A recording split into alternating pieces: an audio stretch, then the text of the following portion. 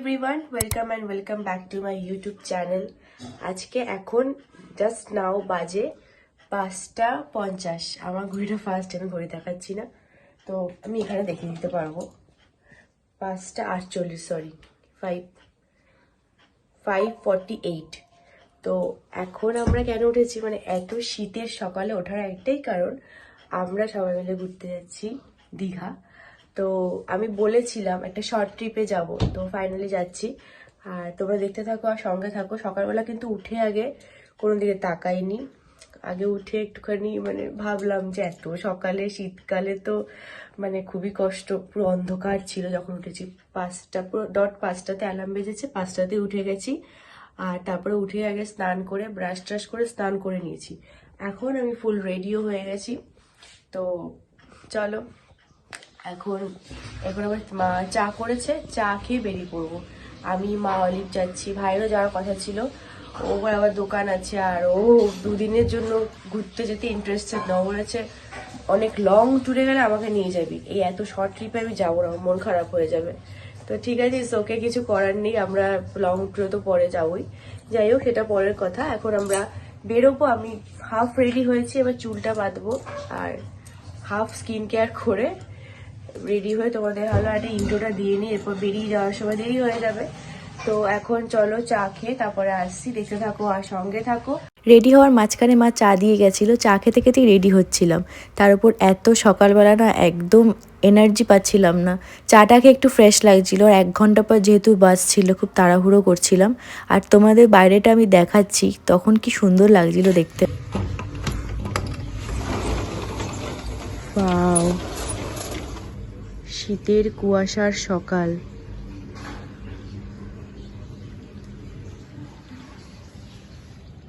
সবে ভোর হচ্ছে, পুরো রেডি হয়ে গেছি, এবার বেরোবো। প্রায় 6:10 হয়ে গেছে, 7টার সময় আমাদের বাস, তো এবার যেতে হবে, আর টাইম নেই। তো চলো।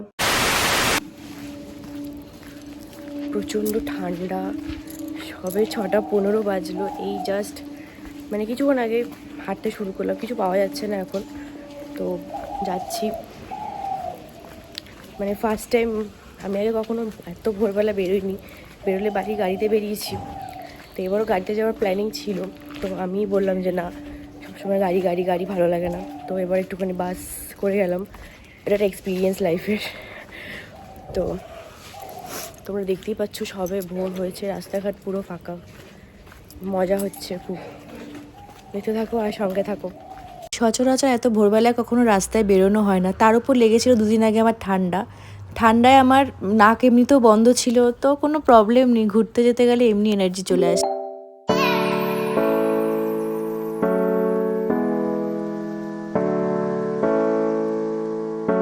টাইমের আগে আমরা পৌঁছে গেছি, গাড়ি আছে, হ্যাঁ অনেক বেশি আগেই পৌঁছে গেছি।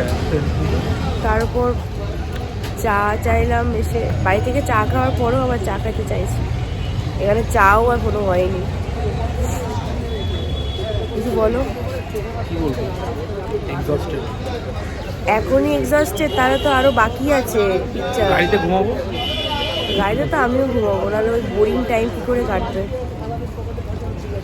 দেন ফাইনালি চা পাওয়া গেল অনেকক্ষণ পরে। খাওয়ার পরেও প্রায় আধা ঘন্টার মতো আমরা ওয়েট করেছি বাসের জন্য। বাস প্রায় 10 মিনিট মতো লেট করেছে, দেখাচ্ছি যেহেতু 7:08 বাজে, মানে প্রায় 10 মিনিট লেট। মুখটা দেখে মনে হচ্ছে না কেমন একটা ঝিমিয়ে গেছি? এটা তো কিছুই না, কন্টিনিউ দেখতে থাকো, এরপর দেখবে বাস থেকে নামার পর কেমন লাগছে। প্রচুর ইরিটেটিং লাগছিল বাসের মধ্যে এতক্ষণ বসে থাকা। তারপর অলিভ বললো কিছু খাওয়ার জন্য, কি আর খাবো, তো বাউলি নিয়ে নিলাম, আর ও নিয়েছিল কুরকুরে। দেন এটা বাসে বসে বসে খাচ্ছিলাম। এটা খাওয়ার পর যে রিয়াকশানটা, সেটা তোমরা বাস থেকে নামার পরই দেখতে পারবে। একটু হোল্ড করো, একটু কন্টিনিউ থাকো, তো তোমরা দেখতেই পারবে। 2000 years later. এই যে আমরা যাচ্ছি, শরীর খুব খারাপ করে গেছিল লাস্ট মোমেন্ট, সেটা হতো আমি জানি। তোমাকে এটা দেখাতে গিয়ে বলেছে বমি করে করে করে করে ঠিক আছে, আমাদের 12টা প্রায় বেজেই 3বার গেছে, বমি করলো, 3বার। ডট 12টা বাজে। যাই হোক, ঠিক আছে, চলো গিয়ে দেখাচ্ছি। ভালো লাগছে বেশ, পাশেই সমুদ্র, হাওয়াটা আসছে। আর এখানে মমতা এসছে। একটু মন দিয়ে শুনলে শুনতে পাবে আশা করি, মা পাশ দিয়ে বলছে এখানে মমতা এসছে। হ্যাঁ, দীঘাতে মন্দির উদ্বোধনের কাজ চলছে, মানে মন্দির উদ্বোধন ছিল আর কি, ওই জন্য মমতা ব্যানার্জি ছিল তখন যেদিন আমরা গেছিলাম দীঘায়। তো সেদিন ওখানে একটু ফাঁকা ফাঁকাও ছিল। নেক্সট মানে আমাদের সেকেন্ড ডের দিন কিন্তু দীঘাতে প্রচণ্ড ভিড় হয়েছিল। আর মন্দিরটা খুব তাড়াতাড়ি উদ্বোধন হবে, সামনেই রথযাত্রা, তখন মানে এপ্রিলের পরপরই মানে রথেই উদ্বোধন হবে। ওখানকার লোকজন সবাই বলছিল কি সুন্দর না, দীঘা খুব তাড়াতাড়ি আবার আরও সুন্দর হয়ে যাবে মন্দিরটার জন্য। কিছুক্ষণ আগে আমরা চেকিং করলাম, আর এখন আবার বিচে যাব সবাই। আমি একদমই বিচে না মানে সমুদ্রে নামবো না, আই হেট সমুদ্র, মানে নামার দিক থেকে ভালো লাগে না। ওর থেকে ভাই নদীতে স্নান করা ভালো, আমি মনে করি এটা। তো চলো এখন আমরা বিচে যাচ্ছি। সমুদ্রে সমুদ্রে। হ্যাঁ সমুদ্রে যাচ্ছি, ওরা নামবে, আমি একদম আরে চলো interested না, আমি তোমাকে নিয়ে নামার। যাচ্ছি তো, যেদিক দিয়ে যাই। সমুদ্রে আমি নামবো না কোনোভাবেই, আমি জাস্ট বসে থাকবো, দেখবো। চলো, হ্যাঁ অতটা ঠান্ডা লাগছে না, একদম রোদ আছে যেহেতু অসুবিধা নেই। অলিভ একেবারে সমুদ্রে ঝাঁপ দেওয়ার জন্য এক্সপার্ট, মানে কতক্ষণেও সমুদ্রকে ঝাঁপ দেবে, এত মানে কি বলবো সমুদ্র ফ্যান, জানতাম না। তারপরে ভাবছিলাম টুপিটা কিনবো, দেন ভাবলাম থাক এখন কিনবো না, রাতে গিয়ে একবারে কিনবো, এখন যেটাতে এসি সেটাতে ফোকাস করি। আমরা তো প্রায় 12:30টার দিকে হোটেলে চেক আউট করে রেডি ফেডি হয়ে মানে হালকা ফ্রেশ হয়ে এসছি। দেন তখন সবাই স্নান করে ফিরছিল, আমরা তখন যাচ্ছিলাম আর কি।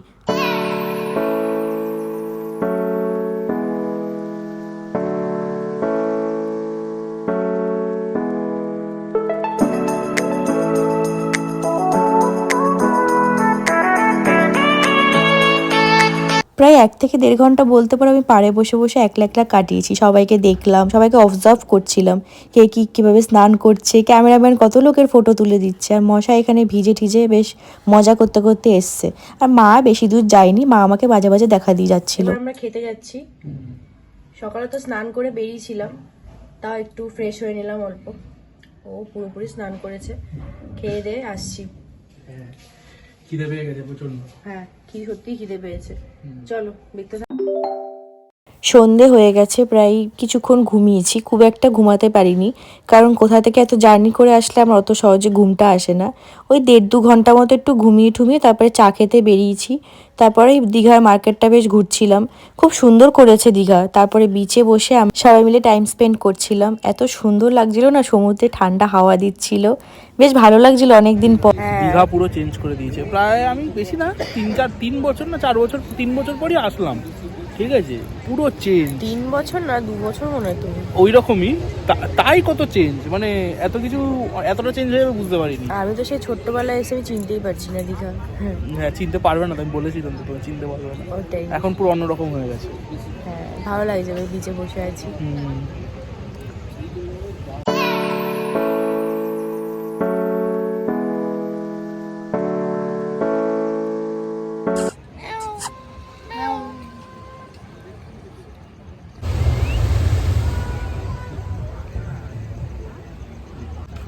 এখন প্রায় 8টা বেজে গেছে, বেশ সুন্দর করে দিয়েছি দীঘাটা।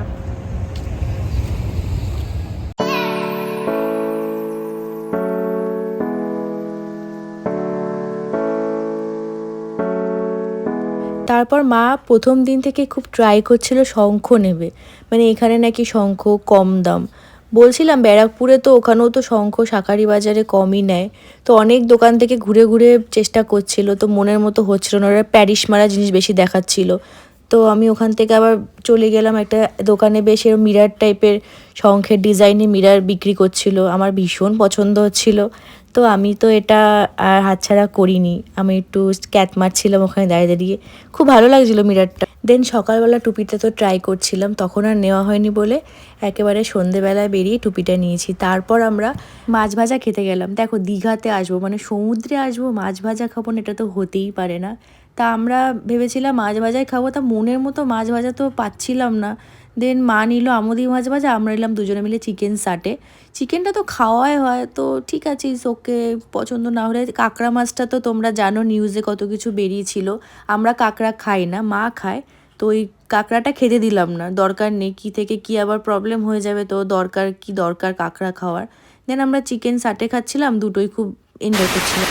রাত তখন প্রায় 9:30 হয়তো বেজে গেছে, আমার ঠিক মনে নেই। আমরা নিচ্ছিলাম ওখান থেকে গজা। এখন আমরা খেতে যাচ্ছি।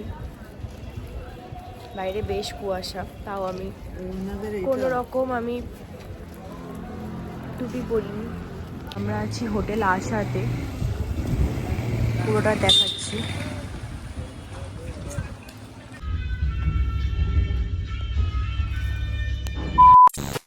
আমরা ডিনারটা অর্ডার করে দিয়েছিলাম, বাটার রুটি নিয়েছি আর অলিভ নিয়েছে চিকেন ভর্তা, আমি আর মা নিয়েছি চানা মশলা। যাই হোক, ফার্স্ট ডেটা আমাদের এভাবেই কেটেছিল। সেকেন্ড ডেটা আমি দেখাবো পার্ট 2-তে, এটা আমি এখানে দেখালাম না কারণ এটা অনেকটা লেন্দি হয়ে যাবে ভিডিওটা। খুব তাড়াতাড়ি আসবে সেকেন্ড পার্টটা, তার জন্য চ্যানেলটাকে সাবস্ক্রাইব না করে থাকলে প্লিজ সাবস্ক্রাইব করে দিও। দেখা হবে সেকেন্ড পার্টে।